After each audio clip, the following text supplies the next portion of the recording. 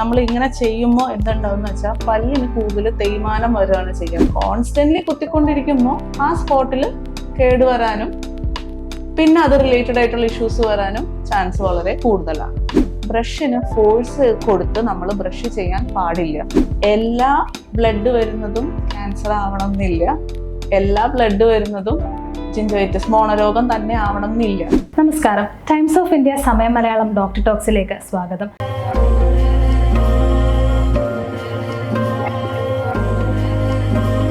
ശാരീരിക ആരോഗ്യം സംരക്ഷിക്കുന്നത് പോലെ പല്ലുകളുടെ ആരോഗ്യം സംരക്ഷിക്കേണ്ടുന്നതും വളരെ അത്യാവശ്യമാണ്. ഇന്നത്തെ ഡോക്ടർ ടോക്സിൽ നമ്മൾ സംസാരിക്കുന്നത് പല്ലുകളുടെ സംരക്ഷണത്തെക്കുറിച്ചാണ്. നമ്മളോടൊപ്പം ഉള്ളത് കൊച്ചി എക്സ്ട്രീം ഹോസ്പിറ്റലിലെ ഡോക്ടർ റോസ് മാം ആണ്. നമസ്കാരം ഡോക്ടർ. നമസ്കാരം. നമ്മുടെ സൗന്ദര്യ സങ്കല്പങ്ങളിൽ പല്ല് വളരെ വലിയ പങ്ക് വഹിക്കുന്നുണ്ട്. അപ്പോൾ പല്ലുകളുടെ സംരക്ഷണം ബേസിക് ആയിട്ട് എങ്ങനെയാണ് നമ്മൾ ചെയ്യേണ്ടുന്നത്? അതിനകത്തൊരു കാര്യം എന്ന് വെച്ചാൽ സൗന്ദര്യം മാത്രമല്ല പല്ലിന്റെ ഫങ്ഷൻസ് വരുന്നത്, ആവശ്യങ്ങൾ വരുന്നത്. പല്ലിന്റെ മെയിൻ ആയിട്ട് സൗന്ദര്യം ഓഫ് കോഴ്സ് എല്ലാവരും ഫസ്റ്റ് കൺസിഡർ ചെയ്യുന്ന സൗന്ദര്യമാണ്. അതിനോടൊപ്പം തന്നെ സംസാരിക്കാൻ ഓരോ അക്ഷരങ്ങളും സ്ഫുടമായിട്ട് പറയാൻ നമുക്ക് പല്ലുകൾ വളരെ ഇമ്പോർട്ടൻ്റ് ആണ്. ഇപ്പോൾ എസ് പറയാൻ പല്ലുകൾ ഇല്ലാത്ത ഒരാൾക്ക് എസ് പറയുന്നത് മര്യാദയ്ക്ക് പറയാൻ പറ്റത്തില്ല. അപ്പോൾ സംസാരിക്കാൻ പല്ല് വേണം. പിന്നെ പ്രോപ്പറായിട്ട് ഫുഡ് ഡൈജസ്റ്റ് ചെയ്യാൻ ചവയ്ക്കാനും പല്ലുകൾ വേണം. സോ നോട്ട് ജസ്റ്റ് അബൌട്ട് സൗന്ദര്യം, എല്ലാത്തിനും നമുക്ക് പല്ല് വേണം. പിന്നെ ബേസിക്കലി എല്ലാവരും എന്താ പറയാ, പല്ല് വേദന വന്നിട്ട് അല്ലെങ്കിൽ പല്ലിന് എന്തെങ്കിലും ഒരു ബുദ്ധിമുട്ടുണ്ടായാൽ മാത്രമാണ് ഡെന്റിസ്റ്റ്മാരെ വന്ന് കാണുകയോ അല്ലെങ്കിൽ അവരുമായിട്ട് എന്തെങ്കിലും ഡിസ്കഷൻ, ഒരു സംശയം പോലും ചോദിക്കുക. ഐഡിയലി പറയുകയാണെങ്കിൽ കുട്ടി ജനിച്ചു കഴിഞ്ഞ് 6 മാസം ആകുമ്പോൾ പല്ല് വരാൻ തുടങ്ങും. അതിനുശേഷം മുതൽ ഡെന്റിസ്റ്റിനെ പ്രോപ്പറായിട്ട് കൺസൾട്ട് ചെയ്യുന്ന ഒരാളാണെങ്കിൽ കുട്ടികൾക്ക് ഉണ്ടാവുന്ന പാൽപ്പല്ലിന് ഉണ്ടാവുന്ന കേട് മുതൽ അലൈൻമെന്റ് കറക്റ്റ് ആവാത്തത് വരെ നമുക്ക് ചെറുപ്രായത്തിൽ തന്നെ ഒരുപാട് മാറ്റങ്ങൾ വരുത്തിക്കാൻ സാധിക്കും. ബേസിക് ആയിട്ട് നമുക്ക് തുടങ്ങാമേ. നമ്മൾ എങ്ങനെയാണ് പല്ല് തേക്കേണ്ടുന്നത്? കൃത്യമായി പലർക്കും അറിയില്ല എങ്ങനെയാണ് പല്ല് തേക്കുന്നത് എന്ന്. കാരണം നമ്മൾ കുഞ്ഞുനാളിലൊരു കാര്യം പഠിച്ചിട്ടുണ്ട്, അപ്പോൾ വലുതാകുമ്പോഴും നമ്മൾ അത് തന്നെയാണ് പഠിച്ചേക്കുന്നത്. അപ്പോൾ എങ്ങനെയാണ് പല്ല് തേക്കേണ്ടത് എന്നൊന്ന് വിശദീകരിക്കാമോ? അതുപോലെ ഒന്ന് ഡെമോ കാണിച്ചു തരാമോ? Of course. പല്ല് തേക്കേണ്ടത് എങ്ങനെയാന്ന് വെച്ച് കഴിഞ്ഞാൽ യൂഷ്വലി എല്ലാവരും പല്ല് തേക്കുന്നത് ബ്രഷ് എടുക്കും. ഞാനിത് എൻ്റെ എല്ലാ പേഷ്യൻസിനും പറഞ്ഞു കൊടുക്കുന്ന കാര്യമാണ്. അവർ ബ്രഷ് എടുക്കും. പരസ്യത്തിലൊക്കെ നമ്മൾ കണ്ടിട്ടുണ്ട്, ബ്രഷിന്റെ ഈ അറ്റം മുതൽ ഈ അറ്റം വരെ വളരെ കാര്യമായിട്ട് പേസ്റ്റ് തേച്ചിട്ട് ഇരുന്ന് ഒരയ്ക്കും. ഇതാണ് യൂഷ്വലി എല്ലാവരും ചെയ്യുന്ന കാര്യം. ആക്ച്വലി അത് തെറ്റാണ്. നമ്മൾ ഇങ്ങനെ ചെയ്യുമ്പോൾ എന്തുണ്ടാവും വെച്ചാൽ പല്ലിന് കൂടുതൽ തേയ്മാനം വരികയാണ് ചെയ്യുക. കാരണം ഈ ആക്ഷൻ കൂടുമ്പോൾ ചില ആൾക്കാർ, ഇപ്പോൾ നമ്മൾ കോമൺ ആയിട്ട് കാണുന്ന മിക്ക ആൾക്കാർ ഇച്ചിരി പ്രായം ചെന്നവരാണെങ്കിൽ അവർ നല്ല ഫോഴ്സിൽ ഉരച്ചു കഴിഞ്ഞാൽ പല്ല് ഭയങ്കര ക്ലീൻ ആവുന്നതാണ്. ആക്ച്വലി അങ്ങനെ അല്ല. ഫോഴ്സിൽ ഉരയ്ക്കുന്നവരും പല്ലിന്റെ തേയ്മാനം കൂടത്തേ ഉള്ളൂ. എങ്ങനെ ചെയ്യേണ്ടതെന്ന് പറയുകയാണെങ്കിൽ ഒരു പീ സൈസ്, ഒരു പയറുമണിയുടെ സൈസാണ് ഐഡിയലി നമ്മൾ എടുക്കേണ്ട പേസ്റ്റ്.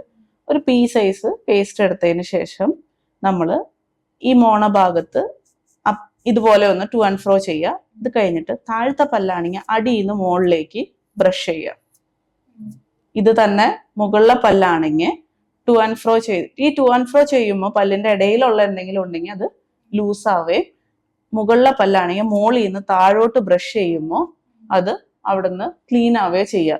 നമ്മളത് അതിന് പകരം വളരെ വിഗ്രസ് ആയിട്ട് ഇങ്ങനെ ചെയ്ത് കഴിഞ്ഞാൽ എന്താ ഉണ്ടാവുക വെച്ചാൽ നമ്മളുടെ വായയിലുള്ള ബാക്ടീരിയകൾ ഇങ്ങനെ ചെയ്യുമ്പോൾ മുകളിലോട്ട് പുഷ് ചെയ്ത് മോണയുടെ ഉള്ളിലോട്ട് കൂടുതൽ പുഷ് ചെയ്ത് പോവുക ചെയ്യുക. ഇൻസ്റ്റെഡ് ഓഫ് ദാറ്റ് ഈ പറഞ്ഞ പോലെ മുകളിലെ പല്ല് മോളിൽ നിന്ന് താഴോട്ട് ബ്രഷ് ചെയ്താൽ അത് താഴോട്ട് പോവുക ചെയ്യുക. പിന്നെ ഏറ്റവും കൂടുതൽ യൂസ് ചെയ്യാൻ പറ്റുന്ന ഒരു സാധനമാണ് ഇന്റർഡെന്റൽ എയ്ഡ്സ്, അതായത് ഫ്ലോസ്. ഇപ്പൊ ഏറ്റവും കൂടുതൽ മാർക്കറ്റിൽ അവൈലബിൾ ആയിട്ടുള്ള സാധനമാണ് വാട്ടർ ഫ്ലോസ്. അതാവുമ്പോൾ പല്ലിന്റെ ഇടയിൽ കയറിയിരിക്കുന്ന ചെളികളാവട്ടെ ഇല്ലെങ്കിൽ ഫുഡ് തങ്ങിയിരിക്കുന്നതെല്ലാം നമുക്ക് ക്ലീൻ ആക്കാൻ ഇത് ഭയങ്കരമായിട്ട് ഹെൽപ്പ് ചെയ്യും. യൂഷ്വലി എല്ലാവരും എന്താ ചെയ്യാന്ന് വെച്ച് കഴിഞ്ഞാൽ ഇതിന് പകരം സേഫ്റ്റി പിന്ന്, ടൂത്ത് പിക്ക്, വുഡൻ ടൂത്ത് പിക്ക്, കണ്ണിൽ എന്താണോ കാണണേ അത്. കാരണം നമ്മളുടെ പല്ലിന്റെ ഇടയിൽ ഫുഡ് കയറുന്ന നമ്മൾ ഭയങ്കര ഇറിറ്റേറ്റഡ് ആവും, കിട്ടണ സാധനം എടുത്ത് കുത്തും. സോ അത് കുത്തും തോറും മോണ ഡാമേജ് ആവുകയും പല്ലിന്റെ ഡാമേജ് സ്റ്റാർട്ട് ആവുകയും ചെയ്യും. ആദ്യത്തെ പ്രാവശ്യം കുത്തുമ്പോൾ കോൺസ്റ്റന്റ്ലി കുത്തിക്കൊണ്ടിരിക്കുമ്പോൾ ആ സ്പോട്ടിൽ കേടുവരാനും പിന്നെ അത് റിലേറ്റഡ് ആയിട്ടുള്ള ഇഷ്യൂസ് വരാനും ചാൻസ് വളരെ കൂടുതലാണ്. ഈ ബ്രഷിന്റെ കാര്യം നമുക്ക് എടുക്കാം. മാർക്കറ്റിൽ അവൈലബിൾ ആണല്ലോ, അപ്പോൾ പലതരത്തിലുള്ള ബ്രഷുകളുണ്ട്. അപ്പോൾ അതിൽ ഞാൻ ശ്രദ്ധിച്ചിട്ടുള്ളത് സോഫ്റ്റ്, മീഡിയം, ഹാർഡ് എന്ന് പറഞ്ഞിട്ട് ഇങ്ങനെ ഇറക്കുന്നുണ്ട് ബ്രഷ്. അപ്പോൾ ഇതിൽ നമ്മുടെ പല്ലിന് യൂസ് ചെയ്യാൻ പറ്റുന്ന ബ്രഷ് ഏതാണ്? പല്ലിന് യൂസ് ചെയ്യുന്ന ബ്രഷ് എന്ന് പറയുകയാണെങ്കിൽ ഞാൻ ഒരിക്കലും ഹാർഡ് ബ്രഷ്, ഇത് ഞാൻ പല സ്കൂൾസ് ഓഫ് സ്റ്റഡീസ് ഉണ്ട്. ഇപ്പോൾ ഞാൻ ഈ പറയുന്ന ഓരോ കാര്യത്തിനും പല സ്കൂൾസ് ഓഫ് സ്റ്റഡീസ് ഉണ്ട്. എൻ്റെ അടുത്ത് ചോദിച്ചു കഴിഞ്ഞാൽ ഞാൻ ഒരിക്കലും ഹാർഡ് ബ്രഷ് റെക്കമെൻഡ് ചെയ്യില്ല. ബിക്കോസ് ഹാർഡ് ബ്രഷ് കൊണ്ട് നമ്മൾ എത്ര പയ്യെ പല്ല് തേക്കാൻ നോക്കിയാലും നല്ല ഫോഴ്സിൽ പല്ലിനകത്ത് അബ്രഷൻ വരാൻ ചാൻസസ് ഉണ്ട്. അപ്പൊ ഞാൻ ഒരിക്കലും ഹാർഡ് ബ്രഷ് റെക്കമെൻഡ് ചെയ്യില്ല. പിന്നെ ഉള്ളത് മീഡിയവും സോഫ്റ്റും ആണ്. മീഡിയം ബ്രഷ് യൂസ് ചെയ്യേണ്ടതും സോഫ്റ്റ് ബ്രഷ് യൂസ് ചെയ്യുന്നതും രണ്ട് ആൾക്കാർക്കാണ്. ഇതിൽ ഏത് ബ്രഷ് യൂസ് ചെയ്താലും ശ്രദ്ധിക്കേണ്ട ഒരു കാര്യം, ബ്രഷിന് ഫോഴ്സ് കൊടുത്ത് നമ്മൾ ബ്രഷ് ചെയ്യാൻ പാടില്ല. ഐഡിയലി 2 minutes ആണ് നമ്മൾ ബ്രഷ് ചെയ്യേണ്ടത്. ബ്രഷിംഗ് രീതി ഞാനിപ്പോൾ പറഞ്ഞു തന്നു. അതുപോലെ 2 minutes ആണ് നമ്മൾ ബ്രഷ് ചെയ്യേണ്ടത്. അത് ഒത്തിരി ഫോഴ്സ് കൊടുത്ത് ബ്രഷ് ചെയ്ത് കഴിഞ്ഞു കഴിഞ്ഞാൽ സോഫ്റ്റ് ആയാലും മീഡിയം ആയാലും പല്ലിന് തേയ്മാനം വരാൻ തന്നെയാണ് സാധ്യതയുള്ളത്. പിന്നെ ഉള്ളത് ഇലക്ട്രിക് ടൂത്ത് ബ്രഷ് ആണ്. ആക്ച്വലി ഇലക്ട്രിക് ടൂത്ത് ബ്രഷ് കണ്ടുപിടിച്ചത് തന്നെ ഡിസേബിൾഡ് ആയിട്ടുള്ള ആൾക്കാർക്ക് വേണ്ടിയിട്ടാണ്. ഈ ഇലക്ട്രിക് ടൂത്ത് ബ്രഷ് ആയാലും ചില ആൾക്കാർ ആ ശീലത്തിന്റെ മുകളിൽ ഫോഴ്സിൽ അങ്ങ് ഉരയ്ക്കും. അങ്ങനെ ചെയ്യാൻ പാടില്ല. അതുപോലെ പല്ലുകൾ തേക്കുമ്പോഴേ ഈ ബ്ലഡ് വരുന്നത് കാണാം. എന്തുകൊണ്ടായിരിക്കും അങ്ങനെ വരുന്നത്? പല്ലുകൾ തേക്കുമ്പോൾ ബ്ലഡ് വന്നത് മോസ്റ്റ്ലി ജിഞ്ചവൈറ്റിസ് ആണ്. മോണരോഗത്തിന്റെ ലക്ഷണമായിട്ടാണ് ബ്ലഡ് വരുന്നത്. അതെന്തുകൊണ്ടാന്ന് വെച്ച് കഴിഞ്ഞ് കഴിഞ്ഞാൽ ആൾക്കാർക്ക് പൊതുവെ അറിയില്ല എപ്പോഴാണ് ഡെന്റിസ്റ്റിനെ കാണിക്കേണ്ടത്. യൂഷ്വലി മോണരോഗത്തിന്റെ ലക്ഷണമാണ്. അതല്ലാതെയും മോണയ്ക്ക് വേറെ അസുഖങ്ങൾ ഉണ്ടെങ്കിലും ബ്ലഡ് വരും. പക്ഷെ ഒരു ഡെന്റിസ്റ്റിനെ കാണിച്ച് അതിന്റെ ട്രീറ്റ്മെന്റ് എന്താ ചെയ്യേണ്ടതെന്ന് വെച്ചാൽ അതനുസരിച്ച് ട്രീറ്റ്മെന്റ് ചെയ്താലേ കാര്യമുള്ളൂ. എല്ലാ ബ്ലഡ് വരുന്നതും ക്യാൻസർ ആവണം എന്നില്ല. എല്ലാ ബ്ലഡ് വരുന്നതും ജിഞ്ചവൈറ്റിസ് മോണരോഗം തന്നെ ആവണം എന്നില്ല. അതെന്താണെന്ന് ഒരു ഡെന്റിസ്റ്റിനെ കാണിച്ചാലേ നമുക്ക് ഡിഫറൻഷിയേറ്റ് ചെയ്യാൻ പറ്റുള്ളൂ. എൻ്റെ ക്ലിനിക്കിൽ ഒരു കേസ് ഇതുപോലെ വന്നിട്ടുണ്ടായിരുന്നു. ആ പേഷ്യന്റ് വന്ന സമയത്ത് എന്നോട് പറഞ്ഞ, ഡോക്ടറെ പല്ല് തേക്കുമ്പോൾ മോണേന്ന് ബ്ലഡ് വരുന്നു. വളരെ കോമൺ ആയിട്ട് നമ്മൾ കേൾക്കുന്ന ഒരു കാര്യമാണത്. ഈവൻ ഞാനും പല്ല് തേക്കുമ്പോൾ ചിലപ്പോൾ അങ്ങനെ ഉണ്ടാവായിരിക്കും. പക്ഷെ പേഷ്യന്റ് വന്നു, ഞാൻ നോക്കി, പല്ലൊന്ന് ക്ലീൻ ചെയ്ത് നോക്കി, ബ്ലീഡിങ് സ്റ്റോപ്പ് ആവുന്നില്ല പേഷ്യന്റ്. പിന്നെ നമ്മളൊരു ബയോപ്സിക്ക് എടുക്കുകയും അത് ബയോപ്സി എടുത്ത് നോക്കിയപ്പോഴാണ് നമുക്കത് തിരിച്ചറിഞ്ഞത് ക്യാൻസറസ് ആയിട്ടുള്ളൊരു ലീഷൻ ആയിരുന്നു അത്. അപ്പൊ എല്ലാം നമുക്ക് മോണരോഗമാണെന്ന് പറഞ്ഞ് തള്ളിക്കളയാൻ പറ്റില്ല. അതൊരു ഡെന്റിസ്റ്റിനെ കാണിച്ചാലേ നമുക്കത് ഡിഫറൻഷിയേറ്റ് ചെയ്യാൻ പറ്റുള്ളൂ. നമ്മൾ പല്ല് തേക്കുന്നത് എങ്ങനെയാന്ന് പറഞ്ഞു. അപ്പോൾ അതുപോലെ ഇമ്പോർട്ടൻ്റ് ആണ് നമ്മൾ യൂസ് ചെയ്യുന്ന ബ്രഷ്. പലരുടെയും ബ്രഷ് ശ്രദ്ധിച്ചാൽ നമുക്ക് മനസ്സിലാകും അതിൻ്റെ ആ നാരുകളൊക്കെ ഇങ്ങനെ വിടർന്നിരിക്കുന്നതാണ്. അപ്പോൾ കറക്റ്റായിട്ട് എത്ര സമയം കൂടുമ്പോഴാണ് നമ്മളൊരു ബ്രഷ് മാറ്റേണ്ടത്? ടെക്സ്റ്റ് ബുക്ക് പറയുന്നത് 3 months കൂടുമ്പോൾ നമ്മൾ ബ്രഷ് മാറ്റണം എന്നാണ്. ഇപ്പോ അതെന്തോരം പ്രാക്ടിക്കലി പോസിബിൾ ആണ് എന്നുള്ളത് ആരും അത് ചാർട്ട് ചെയ്ത് വെക്കില്ല.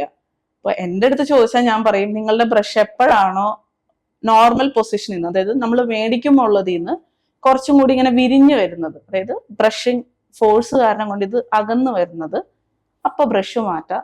ചില ആൾക്കാർ വളരെ ലാഘവത്തോടു കൂടി ബ്രഷ് ചെയ്യുന്ന കാരണം 6 months ആയാലും 7 months ആയാലും ഇതിന് വലിയ മാറ്റമൊന്നും വരില്ല.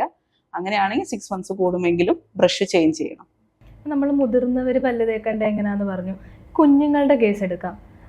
എത്ര പ്രായം തൊട്ടാണ് കുഞ്ഞുങ്ങൾ പല്ല് തേച്ച് തുടങ്ങേണ്ടത്, അല്ലെങ്കിൽ അവർക്ക് അത് ചെയ്തു കൊടുക്കേണ്ടത്, വാ വൃത്തിയാക്കി തുടങ്ങേണ്ടത്? കുഞ്ഞുങ്ങൾക്ക് പാല് കൊടുക്കുമ്പോൾ മുതൽ തന്നെ, അതായത് ബ്രസ്റ്റ് മിൽക്ക് കൊടുക്കുമ്പോൾ തന്നെ നമ്മൾ കുട്ടികളുടെ വായ ഒരു നനഞ്ഞ കോട്ടൺ തുണി കൊണ്ട് തുടച്ചു കൊടുക്കേണ്ടതാണ്. രാത്രി അമ്മമാരുടെ അടുത്ത് പറയാണ് ഉറക്കത്തിൽ നിന്ന് എണീറ്റ് നനഞ്ഞ തുണിയെടുത്ത് കൊച്ചിന്റെ വായ തുടയ്ക്കാൻ പറയുകയാണെങ്കിൽ പ്രാക്ടിക്കലി അവർക്ക് ഭയങ്കര ബുദ്ധിമുട്ടായിരിക്കും അത്. അപ്പൊ നമുക്ക് ചെയ്യാൻ പറ്റിയൊരു കാര്യം എന്താന്ന് വെച്ചാൽ, ഈ ഡ്രോപ്പർ കിട്ടും, നമ്മൾ മരുന്ന് കൊടുക്കുന്ന ഡ്രോപ്പർ, അതിനകത്ത് തിളപ്പിച്ചാറിയ വെള്ളം എടുത്ത് കുട്ടിയുടെ വായയിൽ ലാസ്റ്റ് ഒന്ന് ഒഴിച്ചു കൊടുക്കുക. സോ ദാറ്റ് വായയിൽ വന്നിരിക്കുന്ന ആ പാല് ഡൈല്യൂട്ടഡ് ആവും. കുട്ടികൾക്ക് ഫസ്റ്റ് പല്ല് വരുമ്പോൾ തന്നെ വളരെ സോഫ്റ്റ് ആയിട്ടുള്ള സിലിക്കോൺ ബ്രഷ് നമുക്ക് ഫിംഗറിൽ ഇടുന്ന തന്നെ സിലിക്കോൺ ബ്രഷ് വാങ്ങാൻ കിട്ടും. അപ്പൊ പേസ്റ്റിന്റെ ആവശ്യമില്ല. അപ്പൊ മുതൽ തന്നെ ഇവർക്ക് ബ്രഷിങ് ഒരു ഹാബിറ്റ് ആക്കി കൊടുക്കണം. ചില ആൾക്കാർ കുട്ടിക്ക് 1 വയസ്സാവുമോ 1.5 വയസ്സാവുമോ ചില ആൾക്കാർ ബ്രഷ് ചെയ്യിക്കാൻ തന്നെ മടി വിചാരിക്കാറുണ്ട്, കാരണം കുട്ടിക്ക് അത് ഇഷ്ടമല്ലാത്തതുകൊണ്ട്. നമ്മൾ എന്താ ചെയ്യേണ്ടതെന്നുണ്ടെങ്കിൽ ഫസ്റ്റ് പല്ല് വരുമ്പോൾ മുതൽ അതൊരു ഹാബിറ്റ് ആക്കി കൊടുത്താൽ കുട്ടി ഗ്രാജുവലി അതുമായിട്ട് ഓക്കെ ആയി വരും. പിന്നെ അതിനുശേഷം അണപ്പല്ലുകൾ വരുമ്പോൾ മുതൽ നോർമൽ കുട്ടികളുടെ ബ്രഷ് യൂസ് ചെയ്ത് തുടങ്ങുക. അപ്പോഴാണ് നമ്മൾ പേസ്റ്റും യൂസ് ചെയ്യേണ്ടത്. ഈ ഒരു 4 വയസ്സ് 3 വയസ്സുള്ള കുട്ടിയൊക്കെ എടുത്തു കഴിഞ്ഞാൽ പല കുട്ടികളുടെയും മുൻവശത്തെ പല്ല് കേട് വന്ന് അല്ലെങ്കിൽ ദ്രവിച്ചിരിക്കുന്നത് പോലെ ബ്രൗൺ കളറിൽ കാണപ്പെടാറുണ്ട്. അതെന്തുകൊണ്ടായിരിക്കും? എന്തെങ്കിലും മരുന്നിന്റെ സൈഡ് എഫക്റ്റ് ആണോ, അതോ വൃത്തിയായിട്ട് പല്ല് തേക്കാത്തതിന്റെ പ്രശ്നമാണോ? അത് മരുന്നിന്റെ സൈഡ് എഫക്ട്സോ അത് മാത്രമല്ല, ഈ പറഞ്ഞ നഴ്സിംഗ് ബോട്ടിൽ കേരീസ് എന്നുള്ളൊരു അസുഖാവസ്ഥയാണ്. അതെന്ന് വെച്ച് കഴിഞ്ഞാൽ ഞാൻ ഈ പറഞ്ഞ പോലെ ബ്രസ്റ്റ് മിൽക്ക് അല്ലെങ്കിൽ ബോട്ടിൽ മിൽക്ക് കൊടുത്തതിന് ശേഷം കുട്ടികള് ഈ വായയില് വെള്ളം ഒഴിച്ച് അത് അല്ലെങ്കിൽ നനഞ്ഞ തുണി വെച്ച് തുടയ്ക്കാതെ അല്ലെങ്കിൽ ഈ പറഞ്ഞ ഡ്രോപ്പറിൽ വെള്ളം ഒഴിക്കാതെ കോൺസ്റ്റന്റ്ലി പല്ലുമായിട്ട് നമ്മളുടെ ഈ പാല് കോണ്ടാക്റ്റിൽ വരുമ്പോൾ അങ്ങനെ ഉണ്ടാകുന്ന ക്യാവിറ്റിയാണ് നഴ്സിംഗ് ബോട്ടിൽ കേരീസ്. പൊതുവെ ഫ്രണ്ടിലെ പല്ലുകളിൽ മുകളിലെ ഫ്രണ്ടിലെ പല്ലുകളിൽ മാത്രമാണ് നമ്മളിത് കാണാറുള്ളൂ. താഴത്തെ പല്ലുകളുടെ മുകളിൽ നാക്ക് വെച്ച് തട നിൽക്കുന്ന കാരണം താഴത്തെ പല്ലുകൾക്ക് ഇത് അഫക്ട് ചെയ്യുന്നത് വളരെ കുറവാണ്. ഇങ്ങനെയുള്ള കേസസിൽ നമുക്ക് എന്താ ചെയ്യേണ്ടതെന്ന് വെച്ചാൽ കുട്ടിയുടെ ഏജ് വെച്ചിട്ടാണ് നമ്മൾ ട്രീറ്റ്മെന്റ് പ്ലാൻ ചെയ്യുക. പിന്നെ കുട്ടികൾക്ക് വേറൊരു കാര്യം നമുക്ക് ചെയ്യാൻ പറ്റുന്ന എന്താന്ന് വെച്ചാൽ ഫസ്റ്റ് പല്ല് വരുമ്പോൾ മുതൽ തന്നെ നമുക്ക് പ്രിവെന്റീവ് ട്രീറ്റ്മെന്റ്സ് സ്റ്റാർട്ട് ചെയ്യാൻ പറ്റും. ട്രോപ്പിക്കൽ ഫ്ലൂറൈഡ് ആപ്ലിക്കേഷൻസ്, അങ്ങനെ ഒരുപാട് ഓപ്ഷൻസ് ഉണ്ട്. അത് ചെയ്തു തുടങ്ങിയാൽ തന്നെ കുട്ടിയുടെ കേട് വരുന്നത് നമുക്ക് ഒഴിവാക്കാൻ സാധിക്കും. പിന്നെ കുട്ടികൾക്ക് ഫസ്റ്റ് തന്നെ കേട് വരുന്നത് ബ്രൗൺ കളർ ആയിട്ടല്ല, ചോക്കി വൈറ്റ് ആയിട്ടാണ് കേടുകളുടെ സ്റ്റാർട്ടിങ് കളർ കാണാം. അത് കാണുമ്പോൾ തന്നെ നിങ്ങളൊരു ഡെന്റിസ്റ്റിനെ കണ്ട് ട്രീറ്റ്മെന്റ് സ്റ്റാർട്ട് ചെയ്ത് കഴിഞ്ഞാൽ നമുക്ക് പിന്നെയുള്ള ബുദ്ധിമുട്ടുകൾ ഒഴിവാക്കാം. അപ്പൊ നമ്മൾ കേടിന്റെ കാര്യം പറഞ്ഞല്ലോ. അപ്പൊ കുട്ടികളുടെ പല്ല് അപ്പൊ നമുക്ക് എന്താ ചെയ്യാൻ പറ്റും? ഇത് വൃത്തികേടായിട്ടായിരിക്കുമല്ലോ നമുക്ക് തോന്നുന്നത്. അപ്പൊ ഈ കുഞ്ഞു പ്രായത്തിൽ തന്നെ നമുക്കത് പിഴുത് മാറ്റാൻ പറ്റുമോ, അതോ തന്നെ പോയിട്ട് പുതിയ പല്ല് വന്നോളുവോ? അത് കേസസ് ഓരോന്ന് ഡിപ്പെൻഡ് ചെയ്തിട്ടായിരിക്കുക. എല്ലാ കേസസിലും നമ്മൾ പിഴുത് മാറ്റില്ല. ഇപ്പോൾ ഫ്രണ്ടിലെ പല്ലാണ് 6 വയസ്സ് മുതൽ 7-8 വയസ്സ് വരെയുള്ള കുട്ടികളാണെങ്കിൽ 7 വയസ്സ് വരെയുള്ള കുട്ടികളാണെങ്കിൽ നമ്മൾ ഫ്രണ്ടിലെ പല്ല് എടുത്ത് കളയും. അത് ഓട്ടോമാറ്റിക്കലി പുതിയ പല്ല് വരുന്ന ഏജ് ആണ്. അണപ്പല്ലുകളാണെങ്കിൽ എല്ലാ പല്ലും പോയി പുതിയ പല്ലുകൾ വരാൻ 12 ഇയേഴ്സ് വരെ 12 വയസ്സ് വരെ സമയമെടുക്കും. എല്ലാ പല്ലുകളുടെയും ഇറപ്ഷൻ സീക്വൻസ് വ്യത്യാസമുണ്ട്. ഓരോ പല്ലിനും 6 to 12 ഇയേഴ്സിന്റെ ഇടയിലാണ് നമ്മളുടെ പെർമനന്റ് ആയിട്ടുള്ള പല്ല് വരുന്നത്. അപ്പോൾ പാൽപ്പല്ലുകളെല്ലാം പൊഴിഞ്ഞു പോകും, ശരിയാണ്. പക്ഷെ അത് കറക്റ്റ് സമയത്ത് പൊഴിഞ്ഞില്ല. നേരത്തെ പൊഴിഞ്ഞു പോവുകയാണെങ്കിൽ പെർമനന്റ് ആയിട്ടുള്ള പല്ലുകൾ വരാൻ ഡിലേ ആവുകയോ അല്ലെങ്കിൽ പെർമനന്റ് ആയിട്ടുള്ള പല്ലുകൾ നിരതെറ്റി വരികയോ ചെയ്യാനുള്ള ചാൻസസ് കൂടുതലാണ്. അപ്പോൾ പാൽപ്പല്ലുകൾ നമ്മളുടെ പെർമനന്റ് ആയിട്ടുള്ള പല്ലുകൾ പ്രോപ്പർ പൊസിഷനിൽ വരാൻ നമ്മളെ നന്നായിട്ട് ഹെൽപ്പ് ചെയ്യുന്നതാണ്. അപ്പൊ എല്ലാ പല്ലും നമുക്ക് ഒറ്റയടിക്ക് പിഴുതു കളയാൻ പറ്റത്തില്ല. നമ്മൾ നാട്ടിലൊക്കെ പറഞ്ഞു കേട്ടിട്ടുണ്ട്, ഈ ഞങ്ങളൊക്കെ പണ്ട് കാലത്ത് ഉമിക്കിരി ഉപയോഗിച്ചായിരുന്നു പല്ല് തേക്കുന്നത്, അല്ലെങ്കിൽ മാവില ഉപയോഗിച്ചായിരുന്നു പല്ല് തേക്കുന്നതെന്നൊക്കെ. അപ്പോൾ ഈ പേസ്റ്റിന് പുറമെ നമ്മൾ ഉമിക്കിരി, ഈ പൽപ്പൊടി, മാവില അങ്ങനെ ഉപയോഗിക്കുന്നത് കൊണ്ട് എന്തെങ്കിലും ദോഷമുണ്ടോ? അത് നമ്മുടെ പല്ലുകൾക്ക് നെഗറ്റീവായിട്ടായിരിക്കുമോ ബാധിക്കുന്നത്? ഈ പേസ്റ്റ് ആയിക്കോട്ടെ, ഈവൻ ഉമിക്കരി ആയിക്കോട്ടെ, പൽപ്പൊടി എല്ലാം ആയിക്കോട്ടെ, ഇതിനകത്ത് ചെറിയ രീതിയിലുള്ള അബ്രസീവ് ഏജൻസ് ഉണ്ട്. അങ്ങനെയാണ് പല്ലിന് തേയ്മാനം വരെ. അപ്പൊ നമ്മൾ ഈ ഉമിക്കരി എല്ലാം വെച്ച് പല്ല് തേക്കുമ്പോൾ, ഉമിക്കരി പണ്ട് മുതൽ എല്ലാവരും വിരലിലെടുത്തിട്ട് നല്ല ഫോഴ്സിൽ ഉരച്ച് തേക്കുക ചെയ്യുക. അങ്ങനെ ആവുമ്പോൾ പല്ലിന് തേയ്മാനം കൂടുകയാണ് ചെയ്യുക. ഉപ്പൊക്കെ ഇട്ട് പല്ല് തേക്കുന്നവരുണ്ടാവും, പക്ഷെ ഉപ്പിട്ട് വായ കവിള് കൊള്ളാനോ കൊള്ളുള്ളൂ മോണരോഗം കുറയ്ക്കാൻ വേണ്ടി. അല്ലാതെ ഇങ്ങനത്തെ എല്ലാം ഇട്ട് പല്ലില് ഫോഴ്സിൽ ഉരച്ച് തേക്കുമ്പോൾ പല്ലിന് കൂടുതൽ തേയ്മാനം വരാനാണ് ചാൻസസ്. അല്ലാതെ പല്ല് അതനുസരിച്ച് വെളുക്കാനല്ല, തേയ്മാനത്തിനാണ് ചാൻസസ്. കഴിവതും ഇങ്ങനെയുള്ള ഏജൻസ് ഒഴിവാക്കുന്നതാണ് നല്ലത്. കൈ ഉപയോഗിച്ച് പല്ല് തേക്കുന്ന കാര്യം പറഞ്ഞല്ലോ. അപ്പോൾ പലരും പറയാറുണ്ട് നമ്മൾ കൈ ഉപയോഗിച്ച് അമർത്തി തേച്ച് കഴിഞ്ഞാൽ നമ്മുടെ പല്ല് മുന്നോട്ട് ഉന്തി വരത്തില്ല. അതിലെന്തെങ്കിലും വാസ്തവമുണ്ടോ? കുറച്ച് വാസ്തവമുണ്ട്, കുറച്ച് വാസ്തവം ഇല്ല. ബിക്കോസ് നമ്മൾ കമ്പിടുമ്പോൾ ഒരു എക്സ്റ്റെന്റ് വരെ ഫോഴ്സ് കൊടുത്തിട്ടാണ് നമ്മൾ പല്ലുകളെ നേരെയാക്കുന്നത്. അതുപോലെ തന്നെ ചെറിയ ഫോഴ്സാണ് നമ്മൾ കൈ കൊണ്ട് ഉരയ്ക്കുമ്പോഴും കൊടുക്കുന്നത്. ഇപ്പൊ സോഷ്യൽ മീഡിയയുടെ കാലമാണല്ലോ. അപ്പോൾ നമുക്ക് എന്തെങ്കിലും ചെറിയൊരു ബുദ്ധിമുട്ട് തന്നാൽ തന്നെ നമ്മൾ ആദ്യം സെർച്ച് ചെയ്യുന്നത് നെറ്റിലായിരിക്കും, അല്ലെങ്കിൽ യൂട്യൂബിൽ വീഡിയോസ് കാണുമായിരിക്കും. അപ്പോൾ പല്ലിനിപ്പോൾ മഞ്ഞ കളറുള്ളത് പലർക്കും ഒരു ബുദ്ധിമുട്ടാണ്.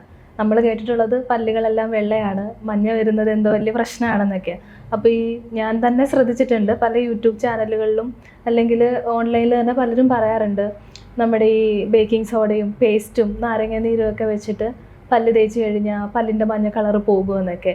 അത് അങ്ങനെ ചെയ്യുന്നത് നമ്മുടെ പല്ലിന് ദോഷമാണോ, അതോ ഇവർ പറയുന്നത് ഉള്ളതാണോ? നമ്മുടെ പല്ലിന്റെ മഞ്ഞ കളറിന് കാരണം നമ്മളുടെ ഡെന്റിന്റെ ഇന്റൻസിറ്റി അനുസരിച്ച് ഓരോ ആൾക്കാർക്ക്, ഇപ്പോൾ നിങ്ങളുടെ കളറല്ല എൻ്റെ കളറ്, എൻ്റെ കളറല്ല വേറൊരാളുടെ കളറ്, സ്കിൻ കളറാണ് ഞാൻ ഉദ്ദേശിച്ചത്, ബിക്കോസ് ഓഫ് മെലനിൻ. അതുപോലെ തന്നെ നമ്മളുടെ പല്ലിന്റെ യെല്ലോ കളറ് ഡിറ്റർമൈൻ ചെയ്യുന്ന ഡെന്റിനാണ്. അപ്പൊ ഡെന്റിന്റെ ഇന്റൻസിറ്റി അനുസരിച്ച് അത് വ്യത്യാസമുണ്ട്. ഇറ്റ് ഡസൻ മീൻ ദാറ്റ് എല്ലാ മഞ്ഞപ്പല്ലും പൊട്ടയാണ്, അല്ലെങ്കിൽ ചീത്തയാണ്, എല്ലാ വെളുത്ത പല്ലും നല്ലതാണെന്നല്ല. ചില കാരണങ്ങൾ ഉണ്ടാവും. സ്റ്റെയിൻസ് കാരണം മഞ്ഞപ്പല്ല് വരും. നാച്ചുറലി അല്ലാതെ ഭയങ്കരമായിട്ട് കോൺസെൻട്രേറ്റഡ് കോഫി കുടിക്കുന്ന ആൾക്കാര്, അല്ലെങ്കിൽ സ്മോക്കേഴ്സ്, അതല്ലെങ്കിൽ ആയുർവേദ ലേഹ്യങ്ങളൊക്കെ കഴിക്കുന്ന അങ്ങനെയുള്ളവർക്ക് സ്റ്റെയിൻസ് കൂടുതൽ വരാറുണ്ട്. അങ്ങനെയുള്ളവർക്കൊന്ന് ക്ലീൻ ചെയ്ത് കഴിഞ്ഞാൽ ഈ സ്റ്റെയിൻസ് പോവുകയും അവരുടെ നാച്ചുറൽ കളർ പുറത്തു വരികയും ചെയ്യും. അങ്ങനെയല്ല, ബേസിക്കലി മഞ്ഞപ്പല്ലുള്ളവരുണ്ട്, അവരുടെ പല്ല് അൺഹെൽതി ആണെന്നല്ല പറയുന്നത്. That is also healthy, because നല്ല കട്ടിയുള്ള ഡെന്റിൻ അവർക്കുണ്ട്. അതുകൊണ്ടാണ് അത്രയും നമുക്ക് കാണാൻ പറ്റുന്നത്. പിന്നെ ഉള്ളത് നമ്മളുടെ സോഷ്യൽ മീഡിയ, ഈ യൂട്യൂബിലൊക്കെയുള്ള കാര്യം. ഞാൻ അതിനോട് വളരെ എതിരായിട്ടുള്ള ഒരാളാണ്. കാരണം നമ്മളുടെ പല്ലിനകത്ത് ഈ നാരങ്ങ നീരൊക്കെ ഓവറായിട്ട് നേരെ അപ്ലൈ ചെയ്യുമ്പോൾ അസിഡിറ്റി കൂടുകയാണ് ചെയ്യുന്നത്. അത് നമ്മുടെ പല്ലിന് അങ്ങനെ ഉപകാരപ്രദമായിട്ടുള്ള കാര്യമല്ല. അതിനാണ് നമുക്ക് വേറെ ഓൾട്ടർനേറ്റീവ് ഓപ്ഷൻസ് ഉണ്ട്. ടൂത്ത് വൈറ്റനിങ് ഉണ്ട്, അത് ഓഫീസ് ബ്ലീച്ചിങ് ഉണ്ട്, ഓഫീസ് വൈറ്റനിങ് ഉണ്ട്, വീട്ടിൽ തന്നെ വൈറ്റനിങ് ചെയ്യാൻ പറ്റും. നമുക്ക് കിറ്റ് ഡെന്റിസ്റ്റിന്റെ അടുത്ത് ചോദിച്ച് മേടിച്ചു കഴിഞ്ഞു കഴിഞ്ഞാൽ ആ കിറ്റ് വെച്ച് നമുക്ക് വീട്ടിൽ തന്നെ ഗ്രാജുവലി നമുക്ക് വൈറ്റൻ ചെയ്യാൻ പറ്റും. അല്ല, നിങ്ങൾക്ക് കുറച്ചും കൂടി എക്സ്റ്റെൻസീവ് ആയിട്ട്, അതായത് ചില സ്റ്റെയിൻസ് പല്ലിന്റെ ഉള്ളിൽ തന്നെയുള്ള സ്റ്റെയിൻസ് ആയിരിക്കും, ഫ്ലൂറോസിസ് പോലെയുള്ള സ്റ്റെയിൻസ്. അങ്ങനെയുള്ള സ്റ്റെയിൻസ് ഒക്കെ ആണെങ്കിൽ നിങ്ങൾക്ക് അടുത്തൊരു മാർഗത്തിലോട്ട്, അത് നെക്സ്റ്റ് ലെവലിലോട്ട് പോയി അത് കറക്റ്റ് ചെയ്യാനും പറ്റും. നമുക്ക് വിനിയേഴ്സ് ഉണ്ട്, കോമ്പോസിറ്റ്സ് ഉണ്ട്, ഇതെല്ലാം കൊണ്ട് നമുക്കത് കറക്റ്റ് ചെയ്യാൻ പറ്റും. അല്ലാതെ വീട്ടിലിരുന്ന് ബേക്കിംഗ് സോഡയും നാരങ്ങയും വെച്ച് ചെയ്യുന്നതിനോട് എനിക്ക് പേഴ്സണലി അഭിപ്രായം ഇല്ല. എന്തെങ്കിലും കേസ് കൊണ്ട് നമ്മുടെ പല്ല് പൊട്ടിപ്പോവുക, ഇപ്പോൾ ആക്സിഡന്റ് പറ്റിയാലും ചിലരുടെ മുന്നിലെ പല്ല് വീണിട്ട് ഒടിഞ്ഞു പോകുന്നതൊക്കെ കാണാം. അപ്പോൾ ആ പല്ല് മുഴുവനായിട്ട് എടുത്ത് മാറ്റാതെ സെറ്റ് ചെയ്ത് വെക്കുന്നത് കാണാൻ പറ്റും. അങ്ങനെ സെറ്റ് ചെയ്ത് വെക്കുന്ന പല്ല് കുറച്ച് നാൾ കഴിയുമ്പോൾ അതിൻ്റെ കളർ ചേഞ്ച് വന്നിട്ട് അത് അറിയാൻ പറ്റും, മുകളിലത് ഒറിജിനലും മറ്റേത് സെറ്റ് ചെയ്തതാണെന്നും. അതെന്തുകൊണ്ടായിരിക്കും? നമ്മൾ കഴിക്കുന്ന ഭക്ഷണം, അതായത് ഓവറായിട്ട് ചൂട് ചെല്ലുന്നത് കൊണ്ടാണോ, അല്ലെങ്കിൽ തണുപ്പ് ഉപയോഗിക്കുന്നത് കൊണ്ടാണോ അങ്ങനെ കളർ ചേഞ്ച് വരുന്നത്? ആ പല്ല് നോൺ വൈറ്റിലായി പോകുന്നത് കൊണ്ടാണ് ഗ്രാജുവലി, അത് ഒറ്റ ദിവസം കൊണ്ടല്ല അതിന്റെ കളർ ചേഞ്ച് വരാം, ഗ്രാജുവലി ആണ് ആ കളർ ചേഞ്ച് വരാം. അങ്ങനെയുള്ളപ്പോൾ നമുക്ക് വേറെ ഓപ്ഷൻസ് ഉണ്ട് ചെയ്യാൻ. ടൂത്ത് സ്ട്രക്ചർ കുറച്ച് അധികം ഉള്ള ഒരു പല്ലാണെങ്കിൽ നമുക്കത് ഇന്റേണൽ റൂട്ട് കനാൽ ചെയ്ത് ഇന്റേണൽ ബ്ലീച്ചിങ് ചെയ്ത് നമുക്ക് ക്യാപ്പ് ഒഴിവാക്കിക്കൊണ്ട് തന്നെ നമുക്ക് പല്ലിനെ ട്രീറ്റ്മെന്റ് ചെയ്യാൻ പറ്റും. ഒത്തിരി പല്ലിന്റെ പോർഷൻ പുറത്ത് കാണുന്ന ക്രൗൺ പോർഷൻ ഒത്തിരി പോയിട്ടുണ്ടെങ്കിൽ നമുക്ക് ക്രൗൺ ഇട്ട് തന്നെ അത് കറക്റ്റ് ചെയ്യേണ്ടി വരും. പിന്നെ തീരെ വളരെ ഉള്ളിലോട്ടാണ് പല്ല് പോയിട്ടുള്ളത്, നമുക്ക് സേവ് ചെയ്യാൻ പറ്റാത്തത്ര ആണെങ്കിൽ നമുക്കത് ഇംപ്ലാന്റ്സ് ഇട്ട് അത് കറക്റ്റ് ചെയ്യാനും പറ്റും. ഒരു ആക്സിഡന്റ് പറ്റിക്കഴിഞ്ഞാൽ എത്ര സമയത്തിനുള്ളിൽ അത് ചെയ്യണം നമ്മൾ? ഓക്കെ, അപ്പൊ പല്ല് കംപ്ലീറ്റ്ലി മോണേന്ന് വിട്ടുപോയി എന്നാണെങ്കിൽ ആക്സിഡന്റ് പറ്റിയ ഉടനെ തന്നെ ആ പല്ല് ക്ലീൻ ആക്കി, ഒന്നില്ലെങ്കിൽ നാക്കിന്റെ അടിയിൽ വെച്ച്, അല്ലെങ്കിൽ കോക്കനട്ട് വാട്ടറിൽ, ഇല്ലെങ്കിൽ മിൽക്കിൽ വെച്ച് ഒരു ഡെന്റിസ്റ്റിന്റെ അടുത്ത് കൊണ്ടു ചെന്ന് കഴിഞ്ഞാൽ നമുക്ക് ആ പല്ല് തന്നെ തിരിച്ച് വെച്ച് നമുക്കത് പല്ലിനെ തിരിച്ച് അതേ പൊസിഷനിൽ വെച്ച് നമുക്കത് കറക്റ്റ് ചെയ്യാൻ പറ്റും. ഇനി അങ്ങനെ അല്ല, പല്ല് ഒടിഞ്ഞു പോയെങ്കിൽ ചിലപ്പോൾ മൾട്ടിപ്പിൾ ഫ്രാക്ചേഴ്സ് ഉണ്ടാകാം പല്ലിന്റെ ഉള്ളിൽ, ഇല്ല പല്ല് കറക്റ്റായിട്ട് ചിപ്പായി പോയിട്ടുണ്ടെങ്കിൽ നമുക്ക് ഡെന്റിസ്റ്റിന്റെ അടുത്ത് പോയി കഴിഞ്ഞാൽ ഏതാണോ ഫ്രാക്ചറിന്റെ ക്ലാസിഫിക്കേഷൻ വരുന്നത് അതനുസരിച്ച് നമുക്ക് ട്രീറ്റ്മെന്റ് ഓപ്ഷൻസ് മാറ്റി ചെയ്യാനും പറ്റും. പല്ല് ക്ലീൻ ചെയ്യുന്ന കേസുണ്ട്, അത് പലർക്കും ബുദ്ധിമുട്ടുള്ള ഒരു ഇതാണ് പല്ല് ക്ലീൻ ചെയ്യുക എന്ന് പറയുന്നത്. അപ്പോൾ പല്ല് ക്ലീൻ ചെയ്യേണ്ടത് അത്യാവശ്യമാണോ? അങ്ങനെയാണെങ്കിൽ എത്ര നാൾ കൂടി ഇരിക്കുമ്പോൾ നമ്മൾ പല്ല് ക്ലീൻ ചെയ്യണം? പല്ല് ക്ലീൻ ചെയ്യേണ്ടത് അത്യാവശ്യമാണോ എന്ന് ചോദിച്ചു കഴിഞ്ഞാൽ, പല്ല് ക്ലീൻ ചെയ്യുന്നതിന് ഉപരിയായിട്ട് ഒരു റൊട്ടീൻ ഡെന്റൽ ചെക്കപ്പ് നടത്തുന്നതാണ് ഏറ്റവും അത്യാവശ്യമായിട്ടുള്ളത്. കാരണം ഒരു ഡെന്റിസ്റ്റ് ഐഡിയലി ഒരു 6 months കൂടുമ്പോൾ ഡെന്റിസ്റ്റിന്റെ അടുത്ത് പോയി റൊട്ടീൻ ഡെന്റൽ എക്സാമിനേഷൻസ് നടത്തിയാലാണ് നമുക്ക് അറിയാൻ പറ്റുക ക്ലീൻ ചെയ്യണോ വേണ്ടയോ, അതോ പല്ല് ഓക്കെ ആണോ, പുതിയ ഏതെങ്കിലും കേടുകൾ വന്നിട്ടുണ്ടോ, വായയിൽ വേറെ എന്തെങ്കിലും മാറ്റങ്ങൾ വന്നിട്ടുണ്ടോ എന്ന് നമുക്ക് അറിയാൻ പറ്റുള്ളൂ.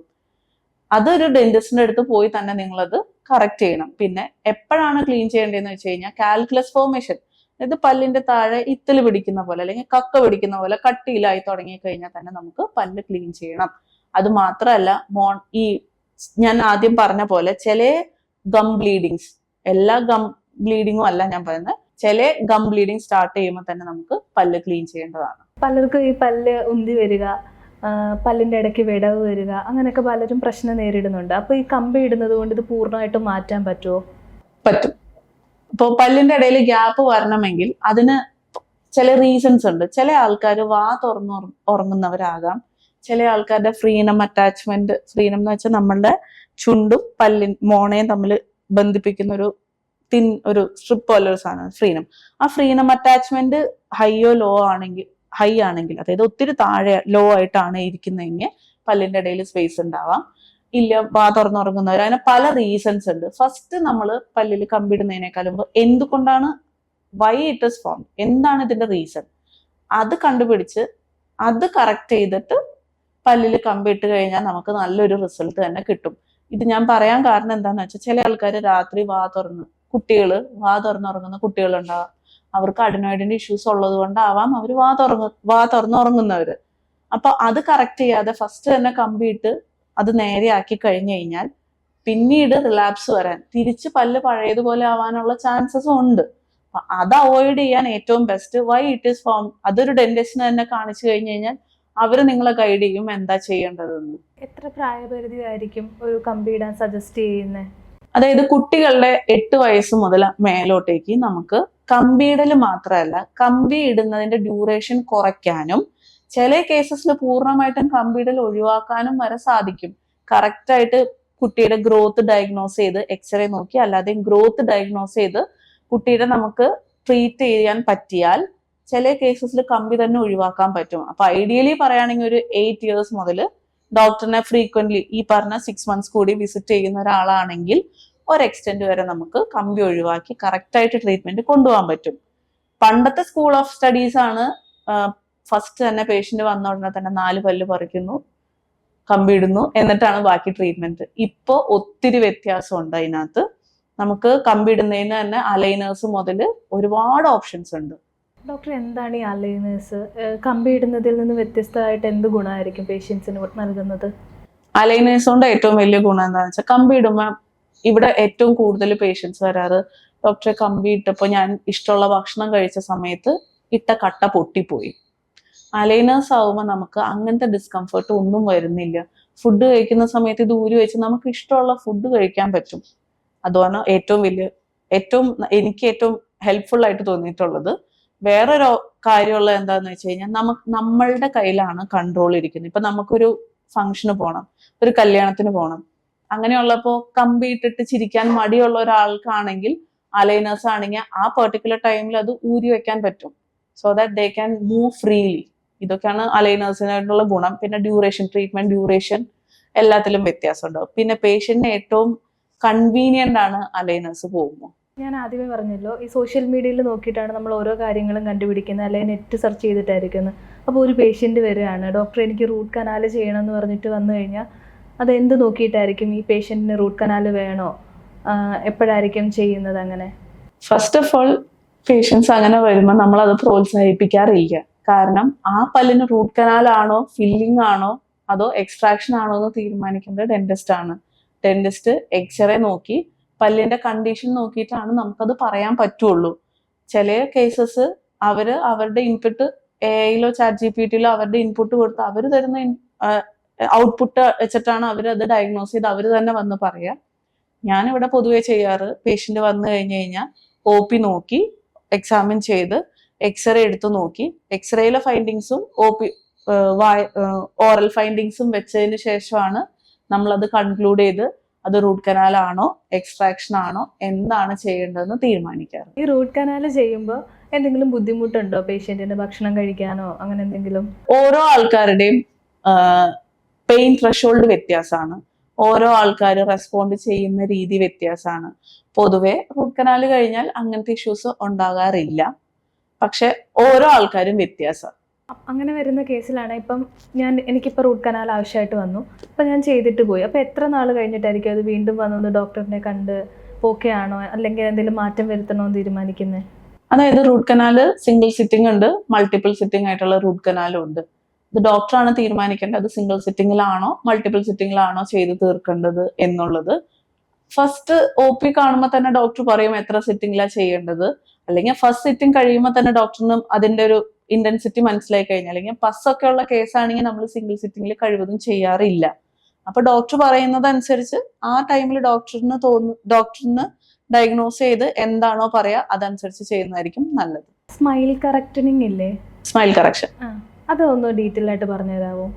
സ്മൈൽ കറക്ഷൻ പറയുകയാണെങ്കിൽ ഒരാള് ചിരിക്കുമ്പോൾ അവർക്ക് ഏറ്റവും നമ്മൾക്ക് ഒരു സ്മൈലിനെ പറ്റി നമുക്ക് ബുക്കിൽ ടെക്സ്റ്റ് ബുക്ക് ഓറിയന്റഡ് ആയിട്ട് കുറെ റേഷ്യോസും കാര്യങ്ങളെല്ലാം തന്നിട്ടുണ്ട്. അപ്പൊ ആ റേഷ്യോസ് അനുസരിച്ച് അയാൾക്ക് ഏറ്റവും ആപ്റ്റ് ആയിട്ടുള്ള രീതിയിൽ ചെയ്യുന്നതാണ് സ്മൈൽ കറക്ഷൻ. അപ്പോൾ അത് പല രീതിയിൽ ചെയ്യാൻ പറ്റും. ഓർത്തോ സ്മൈൽ കറക്ഷൻ ചെയ്യാൻ പറ്റും, സർജിക്കലി സ്മൈൽ കറക്ഷൻ ചെയ്യുന്നവരുണ്ട്. ഇനി അതല്ല വിനിയേഴ്സ് വെച്ചും കോമ്പോസിറ്റ്സ് വെച്ചും നമുക്ക് സ്മൈൽ കറക്ഷൻ ചെയ്യാൻ പറ്റും.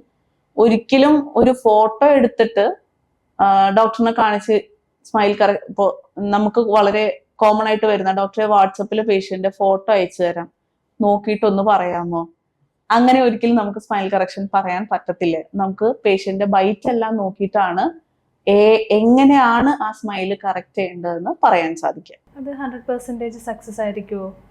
സ്മൈൽ കറക്ഷൻ ആണോ? മിക്ക കേസും അത് സക്സസ് ആവാറുണ്ട്. ഫെയിലിയർ ആയിട്ടുള്ള കേസസ് വളരെ കുറവാണ്.